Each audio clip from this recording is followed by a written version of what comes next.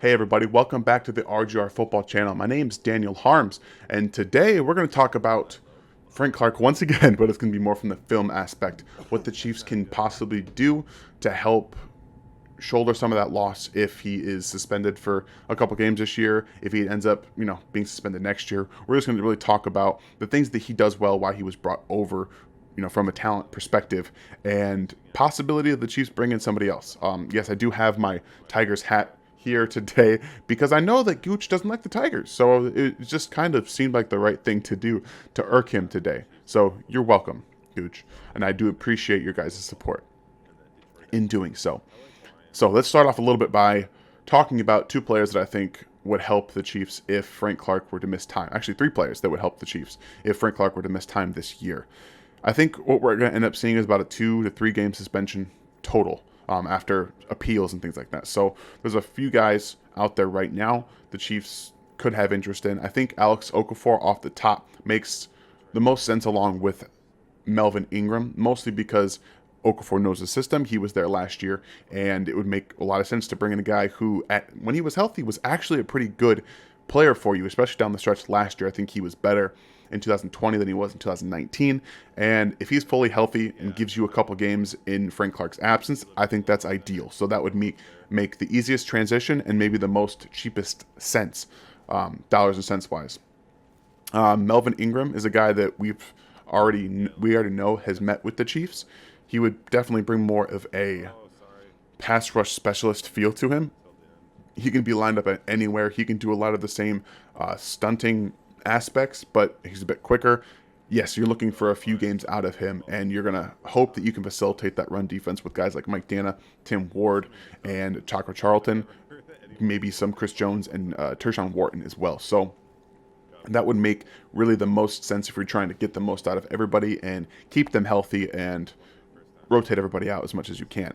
The third option isn't likely, I don't think. Ryan and I both probably think it's not as likely. I would love to see it, though, and I think Justin Houston would be a guy you can bring in, and he's going to be a little more expensive along with Melvin Ingram, probably around that 6, 7, 8 million a year. I think Okafor would be the cheapest option, but what he gives you is rundown ability. He's able to stop the run. When he's there, he's doing it. He's able to set the edge well, and he was still a very good pass rusher the last 2 years with the Colts. I know that there's speculation that the Chiefs and him had a rough out, whatever it may be. So I would love to see it, but it's because my own personal bias is that I love Justin Houston and would love to see him retire as a Chief. I don't see it happening, unfortunately, but the first two options in Okafor and Ingram make the most sense. So with that being said, let's go ahead and jump into the film today, because we're just going to kind of go through some important plays that maybe not so much important in terms of outcomes of the game, but I think what Frank Clark brings to this team and why he was really brought over is to be a stunter. So you're going to see him here. Now he's moving from Chris Jones's left to his right, just really kind of messing with the offensive line, not really supposed to know where he's rushing from. Now he comes down next to Turk, and he's helping him, telling him where he's going to be going, making sure he knows that he's coming to the inside so he can get around underneath Rodney Hudson and force the ball out quicker than was originally anticipated. Now, we all know that Daniel Sorensen cannot really cover Darren Waller one-on-one, so it was just a bad matchup to begin with.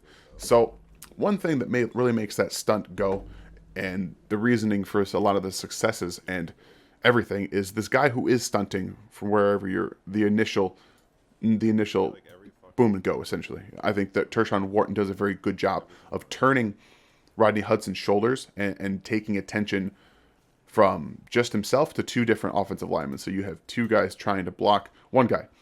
Frank Clark, again, is a very good timing stunt person. He times it very well. He gets upfield just enough to force a little bit of attention from the guard and keep the attention from the center off of him. So that's what he's doing here, and it's a reason he's extremely successful on this play. One thing, again, like I mentioned, that making sure he's coming up.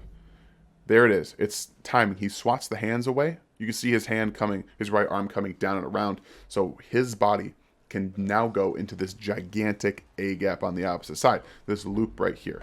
He's actually a pretty efficient mover from right to left to get into this hole, and even though Rodney Hudson is able to recover and get arms on him, he does force Derek Carr to throw that football off of his back foot and without really setting his feet, and early before he even wanted to. So I think that that was really what it came down to. Or maybe not early, but really off platform and what could have been an inaccurate pass. Unfortunately, like I said, Darren Waller was open, but Frank Clark, again, does a good job here of forcing the issue and getting into that open B gap. One of the things he's extremely successful at. Now, this is another reason that I believe he was brought in, because he's a pretty versatile player for being, a guy as big as he is. Yeah, he is.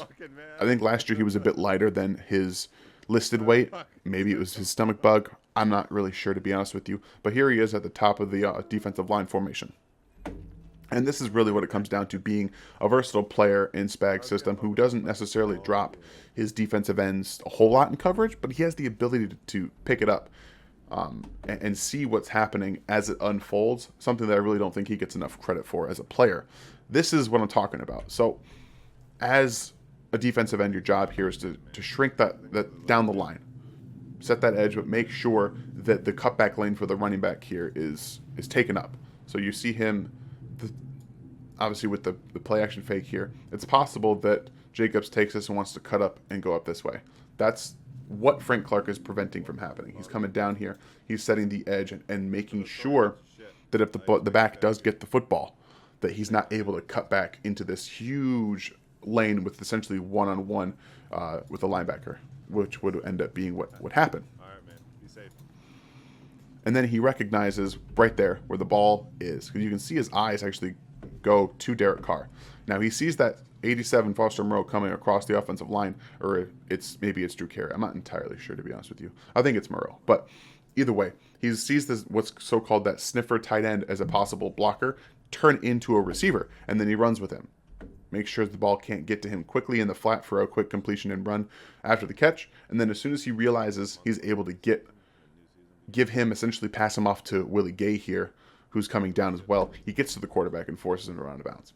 It's all recognition. It's play recognition and seeing it happen as it unfolds. These guys have seconds to really determine what's going to be happening, less than seconds, really. And he sees it, identifies it, and gets across underneath, able to make a play out of nothing. It doesn't seem like he made a play, but he did do enough to limit that play as soon as possible. So here's you're going to see Frank Clark next to Chris Jones. This is something they really love to do. Here is Clark, and this is Jones. It really allows them to be multiple in the way that they pass rush, because what you're going to see here from before I start the play is no tight end,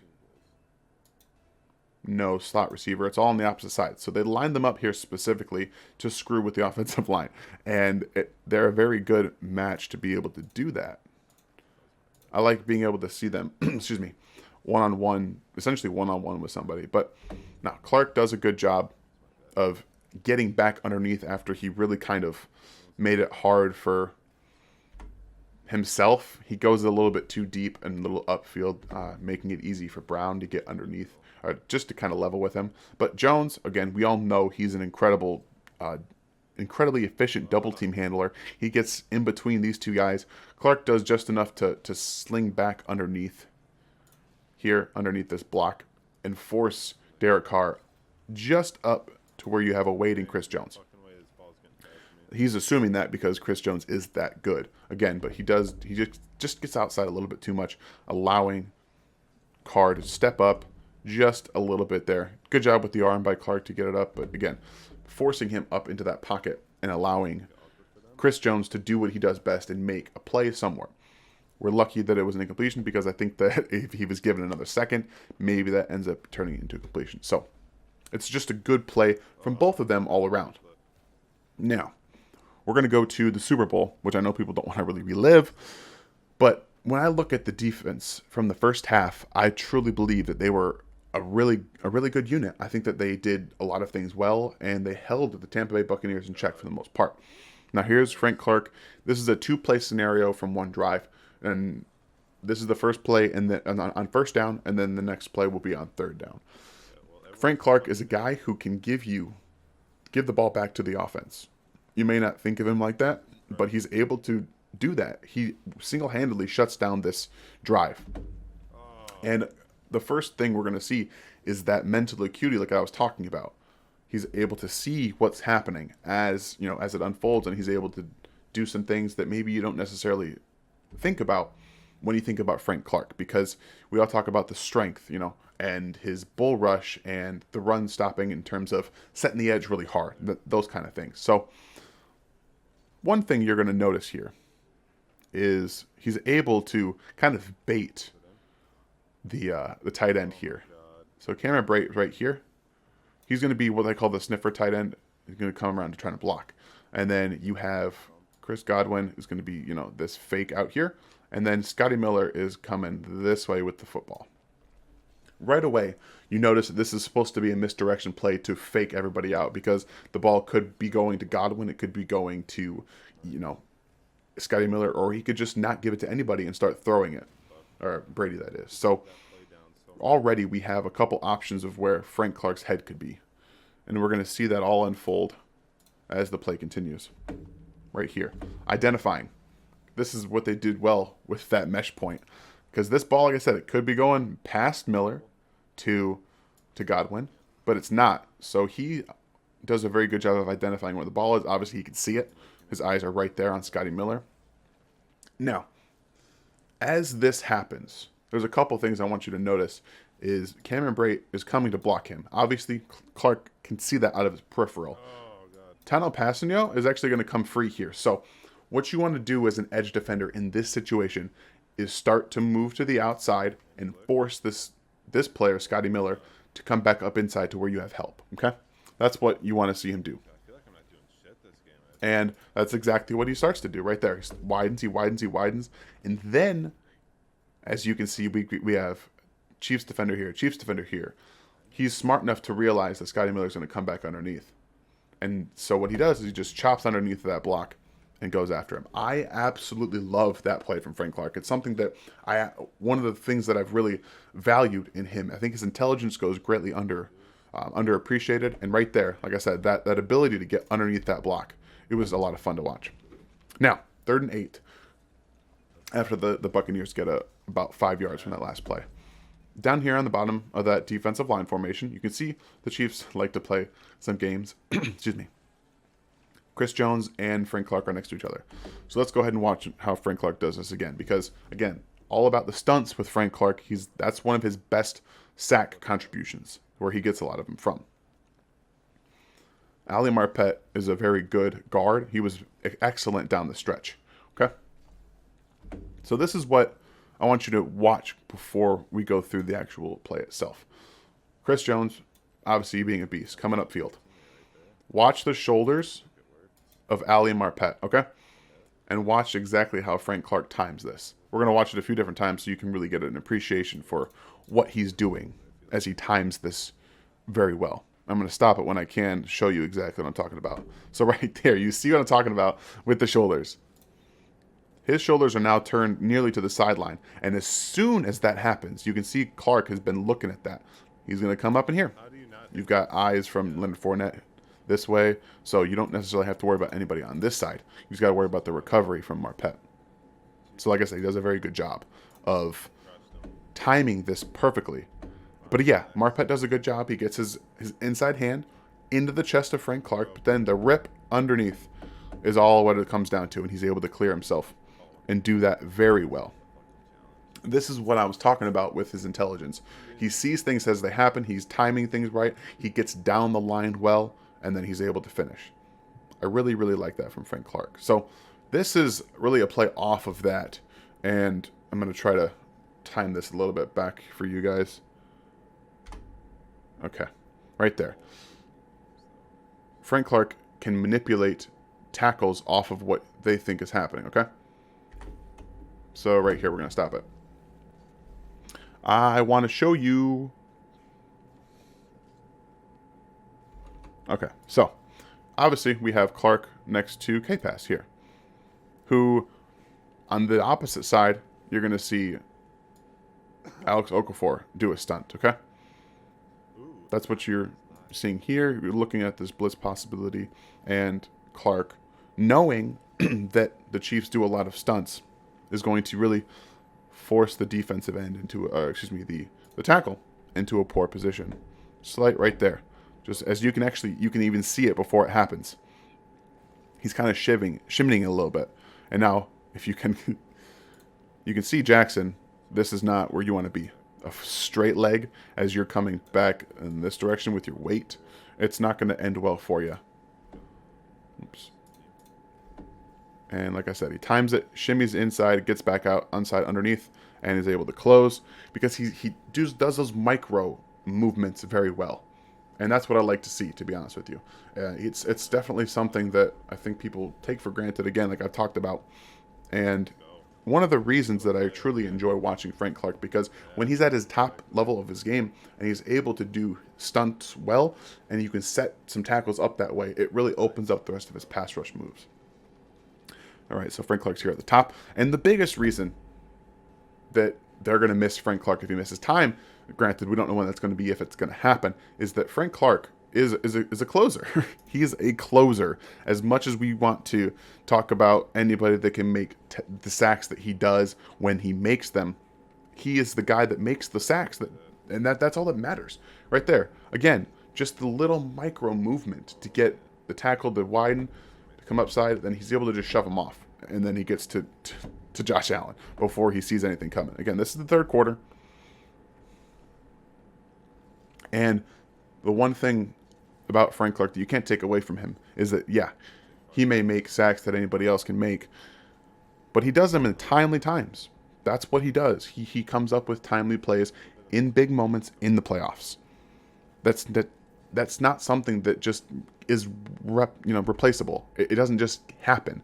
He may get some sacks that you can really write off in terms of things that he doesn't make happen. But right there, it's all about him. He's doing a good job of getting there as he can. He's doing what he can to get to the quarterback. And that just can't be written off, in my opinion. And that's something that the Chiefs are going to miss if he misses time. So I don't believe that he would miss time in the playoffs. And that's really what it comes down to, because I think that that's where they would miss him the most. And, at the end of the day, I think they'll still have him for the playoffs. And if it comes down to it, I do believe that they could manage the games that they have to do without him.